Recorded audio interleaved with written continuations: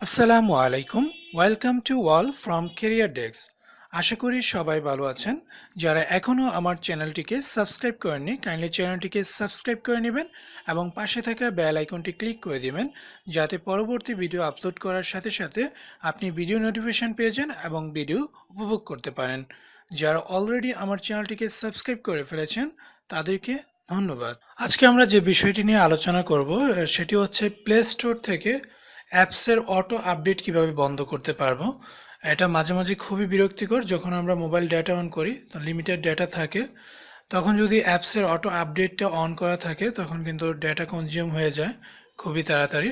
তো এটা কিভাবে আমরা স্টপ করতে পারি বা বিভিন্ন সেটিংসে রেখে আমরা এটা করতে পারি সে বিষয়টি এখন দেখব। চলুন শুরু করি। সেক্ষেত্রে যেটা করতে হবে, প্রথমে প্লে স্টোরে যেতে হবে, অপশানটিতে অ্যাপসটি ওপেন করে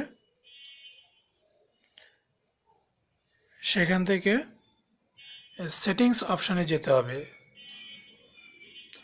সেটিংস অপশানে গেলে আমরা নোটিফিকেশান, অ্যাপ ডাউনলোড পারফরমেন্স এবং পাশাপাশি পাবো অটো আপডেট অ্যাপস। এই অপশানটিতে ক্লিক করব। ক্লিক করার পর আমরা তিনটি অপশান পাবো, অথবা অন্য হ্যান্ডসেটের ক্ষেত্রে আমরা ভিন্ন রকম পেতে পারি। বাট পয়েন্টগুলো হচ্ছে over any network data charge may apply. এটা হচ্ছে আপনি যে কোনো নেটওয়ার্কে, আপনি ওয়াইফাই থাকতে পারেন বা মোবাইল ডাটাতে থাকতে পারেন, যে কোনো নেটওয়ার্কে যদি থাকে এটা ক্লিক করলে তাহলে কিন্তু অটো আপডেট হবে যে অ্যাপসগুলো আপডেটের দরকার হয়। অ্যান্ড ওভার ওয়াইফাই অনলি, মানে শুধুমাত্র ওয়াইফাইয়ের মাধ্যমেই কিন্তু আপডেটটি হবে যদি আপনার ওয়াইফাই কানেক্ট থাকে। আর ডোন্ট অটো আপডেট অ্যাপস, মানে আপনি কোনো অটো আপডেটটা রাখতেই চাচ্ছেন না, এটা হচ্ছে এই অপশান। তো আপনি যেটা পছন্দ আপনি কিন্তু এভাবে ডোন্ট অটো আপডেট অ্যাপস, যেহেতু আমার দেওয়া আছে এটা দিয়ে জাস্ট ডান। আপনি ওভার ওয়াইফাই অনলি চাইলে এটা দিয়ে ডান করতে হবে। সো আমি ডোন্ট অটো আপডেট অ্যাপস দিয়ে ডান করে দিলাম।